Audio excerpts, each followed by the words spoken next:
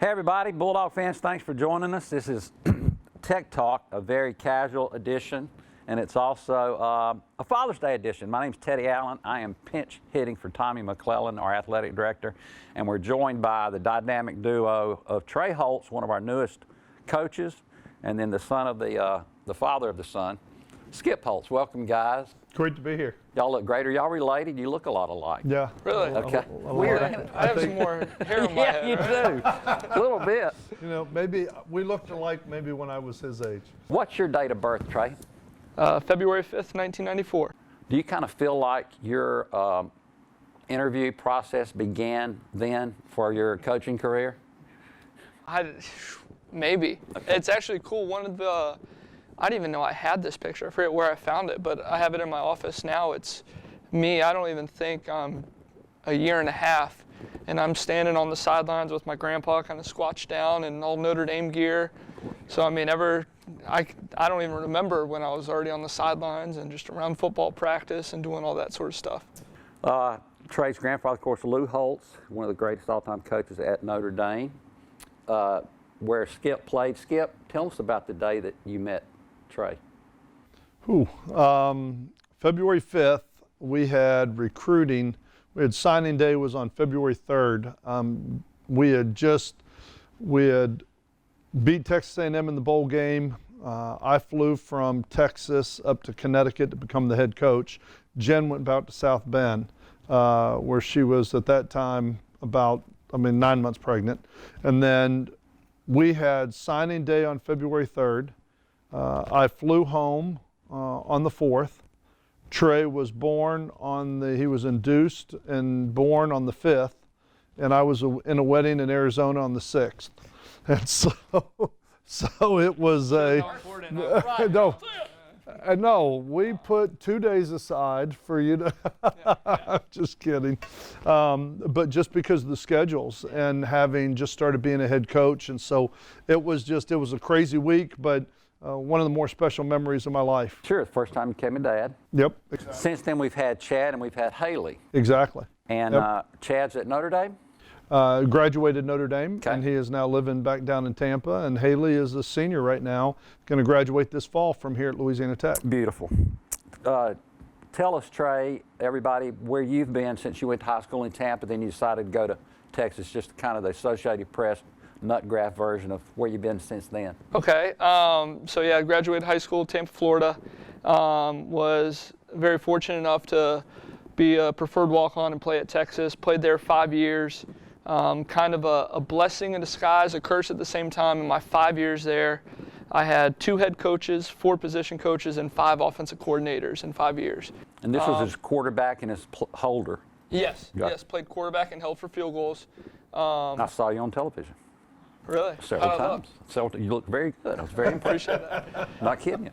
And so knowing that I wanted to coach going in, that's kind of the reason I chose Texas. It was, want to go to a small school and play, and we sat down and had this conversation kind of my senior year of high school.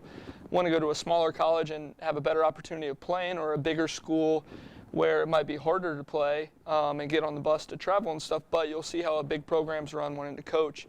And so I ended up going the big program route and chose Texas, and really glad I did, and got to learn from many different coaches and got to meet a bunch of different coaches, which kind of helped create all my contacts going forward.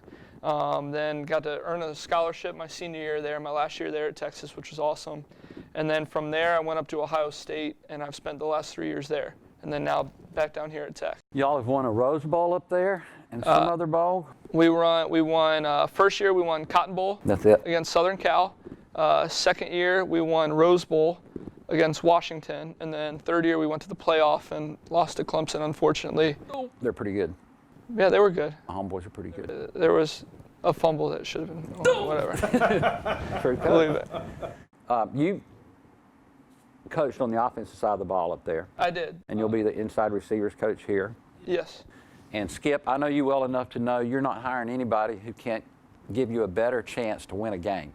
You love the child. I do. But if there's somebody else you thought could give you a better chance, you'd get them. It still starts with putting people in place that give you the best opportunity to win. Is trust the main reason? Trust is a big part of it, and I think every year we've had to hire a number of coaches here. We've had 3, 4, 5 coaches who have had the opportunity to move on, become promoted, get head jobs, become coordinators, move up to a Power 5 level, and I'm excited for every one of them, but every year brings a new challenge, and you've got to put a staff together. And with Todd Fitch leaving a year ago, with Todd Fitch going to the SEC to go be a coordinator at Vanderbilt, it gave us the opportunity to take Joe Sloane and move him to the offensive coordinator. With that role changes his game day assignments, where he is now going to be a guy that's going to go up in the box. And Joe Sloane was a guy that played for us at East Carolina, GA'd for us at South Florida. And when we brought him here, this was his first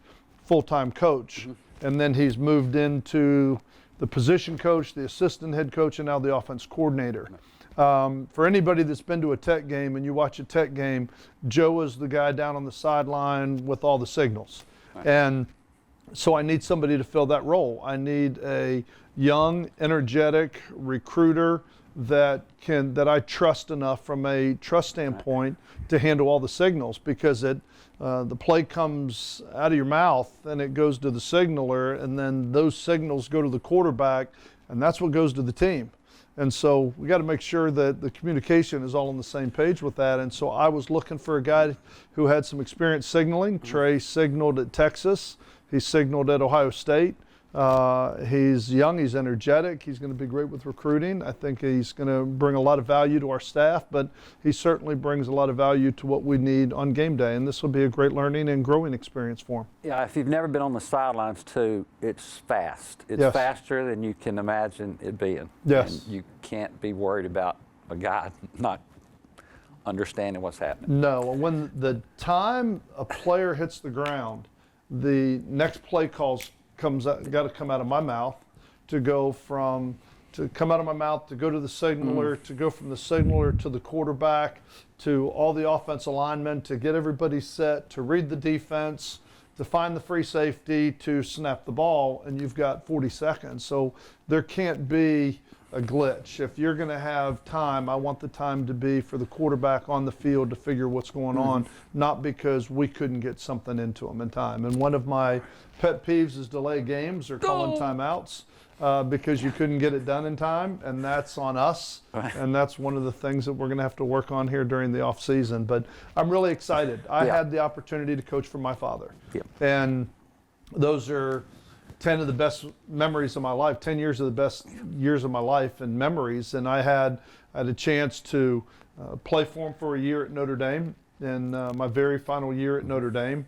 Had a chance to coach with him for 5 years at Notre Dame and come back and coach with him for 5 years at South Carolina. And it's different sitting in the living room as an 18-year-old sitting there talking to your dad than it is sitting in the football office after a practice, having the opportunity to sit down and visit with them. And so those are some of the best memories that I have. It's unfortunate that this profession pulls you away from your family quite a bit. You try and do all you can to be a father and to spend family time, but it's hard. And so I'm looking forward for this opportunity for us to get to spend some of this time together. Yeah, I know with the silver lining in the pandemic, certainly for the Holtz family, has been getting to eat dinner together and hang out, reintroducing yourself to your wonderful wife and Trey's wonderful mother. I think this will be one of the things you'll look back at the pandemic and say, what were the positives that came out of it? And obviously to stop the spread and lower the curve and give everybody a chance to get back to normal. But for me, it was family time. For me, it was the time we all had a chance to spend together, because you don't get that very often. Once your children grow and they get a little bit older, you don't get much of that those opportunities. Trey, you've been here since January, I believe. Yes, sir. So what's the dynamic been like with your dad as him being the coach and you being an assistant? I've really enjoyed it. I think the happiest person out of all this is my mom. I mean, now that she's closer, and I mean, I'm happy too, because she's, hey, what can I cook for you? Can I do anything for you? So I'm getting meals, I'm getting everything out of it. That part's awesome. But I mean, really, it used to be, a phone call to Dad on Monday, then Mom Tuesday, and back and forth, and just talking to him on the phone. And now it's seeing them in person every single day and getting to interact and be around them. And that's kind of the best part when you go off to college for 5 years and then you're gone another 3 years, so you're 8 years really without your family. And during the season, we're both in football. I mean, it's July 24th or whatever, that last week we get off, really the July 4th week, we see each other, and then after that we don't see each other again until Christmas. So it's about half the year you don't even get to see anyone in your family. So that's the best part, is I get to see him, my mom that comes up almost every single day, and be around them and spend time with them. Are you more like your mom or your dad?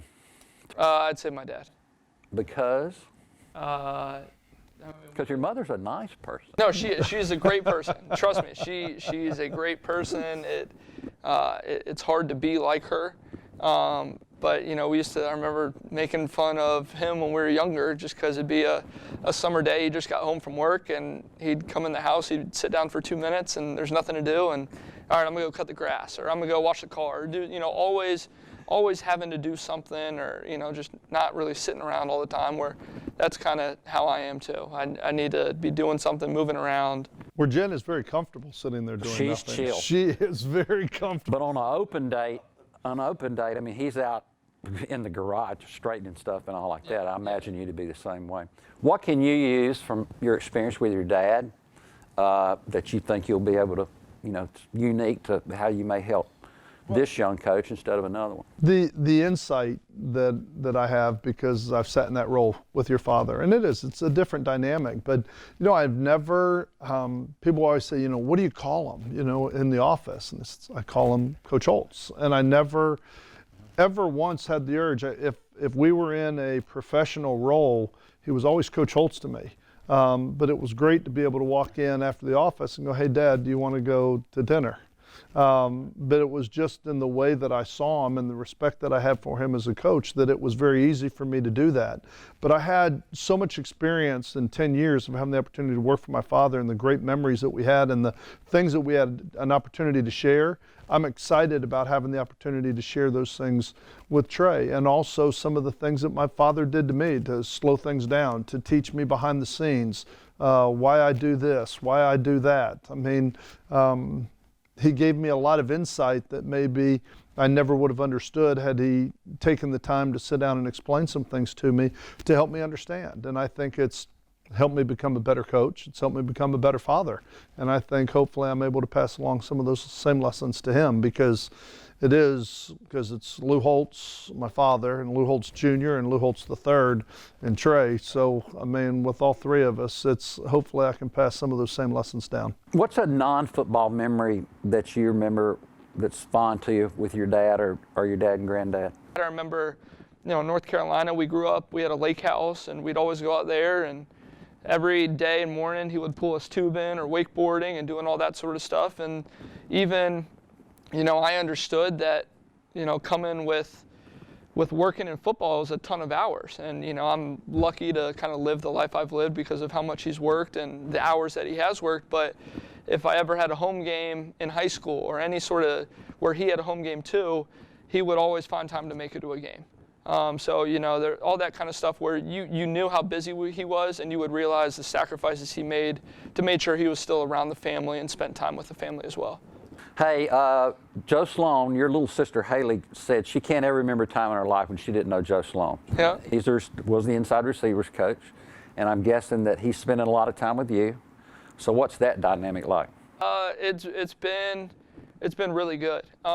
Now, obviously, him playing with my dad, I mean, when we were at East Carolina, the whole staff was really young, and I think we had 8 boys that were within the age of 8 to 15 or 14 or whatever it was. And we would always go to football practice in the fall, after school, during the summer. And I remember, I mean, if we would play hide and go seek, we would start up here, and we'd make the youngest, Jack Hudson, he was 8 years old. Hey, you're at first, and he'd count to 30, and by the time you'd be on the other side of the stadium, you'd be at Lambright hiding. I mean, there were no rules. And I remember, Joe would always be out there. We'd mess with Joe at practice because Joe held for field goals as well. So when he was over kind of messing around with all the specialists, he would always throw with us. And so knowing Joe from really little has been awesome. I'm taking over his room that he was in, and he's recruited all those guys coming in. So he has a he has a different relationship with all the guys in my room that I have started kind of forming with them. And you know what? He's hard on me, which I love, but he's also been really, really helpful too. I mean, he's one of the guys that, you know, if you do something wrong, he'll be the first one to tell you did it wrong. But afterwards, you know, he's going to tell you, hey, here's what you need to do next time, or here's how you can improve on it and stuff like that. So he's going to be a huge help. Okay, Trey, we'll wrap it up with this, and then we'll let your dad comment if he wants to. But what would make you, why, besides the inside receivers coach being so good and a stud, what would make me want to come see this team play, you think? Realizing that y'all hadn't stepped on the practice field yet. No, Yeah. No spring ball. Right. No, we don't know who the quarterback's going to be. Little things like that. Yeah. Little things. Yeah, so I mean, like you said, I mean, I haven't been a part of a spring practice or anything like that. However, I have been fortunate enough to come to bowl practices and, you know, followed on ESPN Plus. If the game's ever televised, I was always watching every game. And, you know, you lose some guys starting, but we're returning a lot of talent, and we got a lot of young guys coming in that are going to be really good playmakers for us. And, you know, I think if anything, I think that this is going to be a really good season for us. I think figuring out, you know, we have a lot of competition. We got to figure out who our quarterback is. We had a lot of other guys competing for spots, which is just going to make everyone else better. So I think it'll be a really good season. I'm excited for it. I would say the reason to watch this team play is just their togetherness. Watching what they've been through with the separation, and to see the way that they've stayed in touch with each other, been involved in Zoom calls, to see as they've all come back together and working together. I think it's a really close-knit football team. I think they want to be good. They understand the difficulties we have.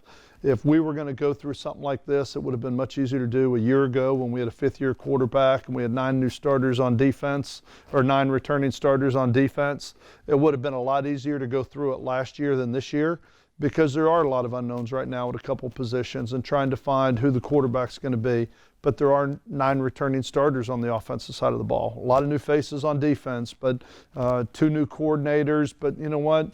We're accustomed to change. We've had change. We've had changes in our staff almost every year since we've been here, and we've continued to keep it rolling with everything. And I think, you know, a big part of that is the stability of having a head coach in place with the same vision, having a strength coach in place who has been with us the whole time as we've gone through this. And I think right now there's a great culture on this football team with a great group. Well, these are 2 guys who are not afraid of work. I've been around y'all long enough to know that. And I know it's driving you crazy, because about 2 weeks after football season ends, you're about ready to get back out there and practice. I've had enough. You're done. Let's go back and start again. Can you think of a good Father's Day gift you ever gave your dad, or one you gave your dad, or you think of something you've gotten? We used to, it was a joke when we were little with my father, because we went snorkeling one year in Acapulco. When we were in Acapulco, we went snorkeling, and Dad said, "Well, I really like that." So one year we gave him snorkel and fins, which he's never going to use again in his lifetime. So we gave them to him, and he put them in his closet, and 1 year later they were still there. So we pulled them out and we wrapped them again, and we gave them to him. We gave them to him for about 5 years, I think, to the point where he was saying, "Why do they keep giving me snorkel and and fins every year?" But you know, for me, it's just the time spent. I mean, right now that we've gone back to work, I've got, you know, Jen, Haley, and Chad. Right now we're down in Florida, and so it's just Trey and I here. So having the opportunity to eat dinner every night together, having the opportunity to spend the time we do not only in the office but off the field as well, to me is invaluable, and those memories will take me a lot farther than any gift that I'll get. You have a good one this year? Okay. So after this interview, I'll be able to say it's whatever he gave me this year. Beautiful. Anything else y'all want to add before we go? You know, I just think this is a special time right now. I mean, It's an extraordinary time to be alive. It is. Weird. It's a special time right now because, you know what, it's really, I always told Jen, I just wish everything would stop for a little bit and give me a chance to get my feet on the ground, get a little bit of sleep, get caught up with everything. And it's what she keeps saying. She said, you know what? I mean, you got your wish. The world stopped for a little bit, gave us an opportunity to get around our families, go back to really what's important. It wasn't about running around and going a million miles an hour, but it was about the people that you interact with on a day-to-day basis and the time that we were able to spend together. So this is special. I think it's going to be a special Father's Day for everybody that's had this opportunity to spend all this time together. And for me, I'm just grateful and blessed that I have, not only do I have a great father of my own that I get to have the opportunity to honor on this day, but I have a great family, wife and children that are incredibly supportive. You're right that the older you get, when somebody asks you, what do you want for Christmas, Father's Day, you say, I don't want nothing. I want you time. just want to hang out. I just want to hang with out. people you That's like. it, exactly. Trey, welcome to town, man. Thank you. So until next time, Bulldog fans, remember season tickets and keep going to latexsports.com or latech.edu to see what's up at the flagship university of this part of the world. Till next time. See ya. We'll see you this fall.